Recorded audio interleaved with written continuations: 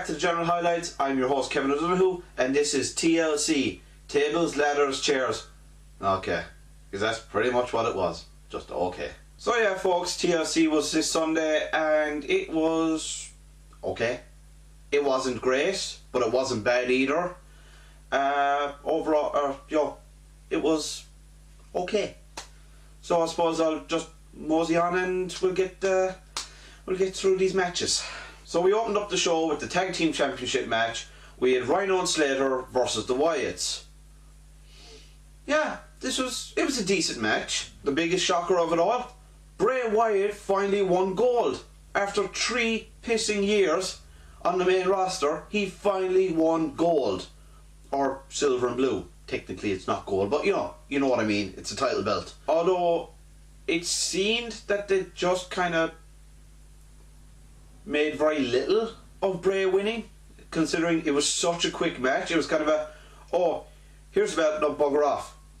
But delighted, finally see gold on Bray. What I really loved about this match was the teamwork within the Wyatts. Especially the 2 spots that really caught my eye was when Luke Harper pushed Randy Orton out of the way and took the gore from Rhino, and when Bray distracted Slater with that spider walk, only for Randy Orton to slip in, hit it with the RKO and get the win. People are debating now whether they'll bring in the Freebird rule, which, if I'm not mistaken, the Freebird rule is the same as what New Day do on Raw, that any 2 out of the 3 can compete in the match, especially since both Randy and Bray put the titles on Harper, which kind of led to most people thinking, are they going to instill the Freebird rule so that maybe Harper can take part in some of the matches and it's just not Randy and Bray the whole time, which I think would be good. Like I said, brilliant to see gold finally on the Wyatts. Then we had what I consider the worst match of the night. We had Nikki Bella versus Carmella in a no DQ match. I didn't really care about this one. There was a couple of good spots in it. Nikki doing the kick from the barrier. Actually, to be honest, that's the only one I can take off the top of my head. Overall, it was boring for a no DQ match. It was actually quite boring. Like I've said in previous videos, I don't really care about Carmella. As an entertainer, she doesn't really do anything for me. I don't think she's good in the mic. I think she's okay in the ring, but actually the ending pretty much summed up this match of how it was all over the place. Nikki just grabs the fire extinguisher and just goes to town on Carmella with it, just going for about 3 solid fucking minutes, just going which got fucking annoying. And then hits her with the Rack Attack 2.0 or something it's called, I don't know, who cares. And picks up the win there. Then Carmella, as Nikki's leaving, Carmella comes out and goes, oh, I'm not the one that attacked you backstage at Survivor Series, it was Natalya. Which to my reaction was, really? Blind man could have fucking seen that. So yeah, no, I know I'm a bit meh about this one, but to be honest folks, I didn't really care about this match. No, so moving on. So after that then we had possibly the best chairs match I've ever seen. To be honest, no, that's saying a lot considering has there ever been any really good chair matches? But we Baron Corbin versus Kalisto, and I was originally getting tired of this feud, but after seeing the match on Sunday I gotta go, I actually wouldn't mind if this continued on. There were some fucking great spots in this match. Off the top of my head, we had Kalisto taking what looked like the first headshot with a chair in a long time when Corbin clotheslined him with the chair. We had Kalisto coming off the turnbuckle, sending Corbin clean through, was the 6 chairs that Corbin had set up earlier on. There were some really good spots in this match. This was actually, it was a match that I went in thinking, I don't really care, but coming out going, oh, that, I didn't expect that. That was actually quite good. So Corbin picks up the win anyway. Now, initially I thought it was just going to be Corbin's just going to ragdoll Kalisto as he usually does.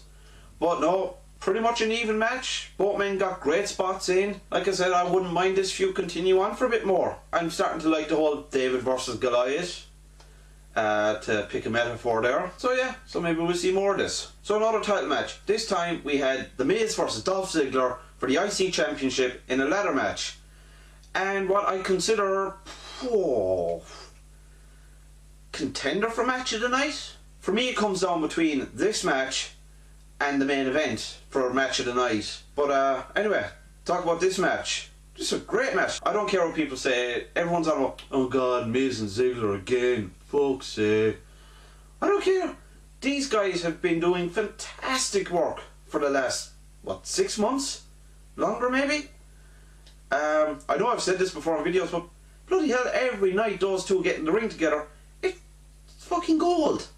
And especially throw a ladder into the mix, even better. These two know how to work the ring, they know how to sell. Bloody hell, when Miz was dangling from the top and he came down, I thought for a second he was legit injured because I heard him mumble "motherfucker" under his breath. And but turned out he was selling the move, and he sold it convincingly. A lot of people, including yours truly, thought he was legit injured from that fall. But like I say, some of the spots in this match were brilliant. The figure four on the ladder, I like the fact that, even though I said in my predictions video that it would possibly happen, I like the fact that Maurice didn't get involved. So I do like the fact that The Miz still retained through heelish means. It makes him, he's a heel. That's how he's going to win. He's going to pull out all the stops to retain his championship. So, yeah, so, like I say, the two boys up on top of a ladder. And, yeah, swing and a kick in the bollocks from The Miz to Ziggler. And Miz retained. I thought this was a great match. And like I said, in competition for match of the night. So, the second women's match of the night and second last match on the card, we had Becky Lynch versus Alexa Bliss for the SmackDown Women's Championship in a tables match. This is only alright again. I felt, no, I'm not knocking on the women's division, but I felt the two women's matches in TLC were lukewarm at best. As tables matches go, this was kind of sloppy.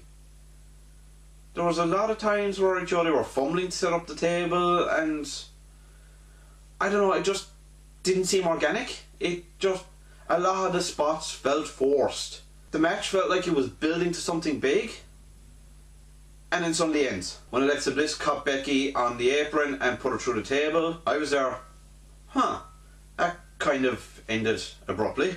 Thought that was building something, but apparently I was wrong. Tables match, women's match, title match, overall it was okay. It wasn't anything special. And in a tables match, you kind of want something special. I know folks out there are going to say that, it's the women's division, they're going to hold back a little, but I call bullshit on that. Look at what Sasha and Charlotte have been doing on Raw. They're not holding back. Their no DQ match on Raw last week, Sasha definitely didn't hold back. I've always favoured the SmackDown women's division over the Raw women's division, on the basis that I believe any woman on the SmackDown side I could see wearing that championship. Whereas on the Raw side, we only have 4. Sasha, Bayley, Charlotte and Nia Jax. Other than the 4 of them, I can't really see any of the other women holding that championship. That's why I've always favoured the SmackDown women's division over the Raw women's division. But of late, the Raw's women's division is fucking running away with it. They're absolutely killing it. So, SmackDown women's division, pick up your game. So, main event, and definitely a contender for match of the night, if not match of the night. We had AJ Styles versus Dean Ambrose for the WWE World Championship. Folks, this was a great match, and in a way made up for the lackluster previous 2 hours we just watched. This match, how would I put it, was the embodiment of what a main event should be. Big spots, loads of action. This was amazing. We had huge spots from Ambrose going from table to table off a ladder, or sorry, I should say announce table off a ladder. We had Styles doing a 450 splash out of the ring, through tables on top of Ambrose, and they're just 2 spots to name. This was a great match till the fucking ending. I don't know about you folks, I don't know how you feel, but you know how I feel about, pardon my language, fucking Ellsworth. He should be nowhere near that World Championship title scene. Nowhere near it. He comes out and ruined, paraphrasing what Daniel Bryan said on Talking Smack, because I completely agree, you ruined a great match. I'm sorry, I don't know why the crowd is behind this little fucking troll. And I know that sounds mean, I don't care. Joe, his character isn't real, it's kayfabe.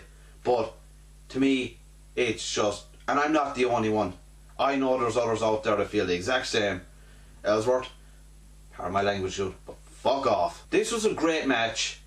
Ellsworth comes out and costs Dean the title by pushing the ladder. Then on Talking Smack, this whole thing go, oh, but I'm going to beat AJ Styles. Oh, fuck off. I'm sorry for, I'm done. I can't stand this whole Ellsworth thing anymore. Okay, at the start it was funny, it was been entertaining, I liked the banter between him and Dean, but now you're interfering in the main events of a title that you should be nowhere fucking near. Fucking do one.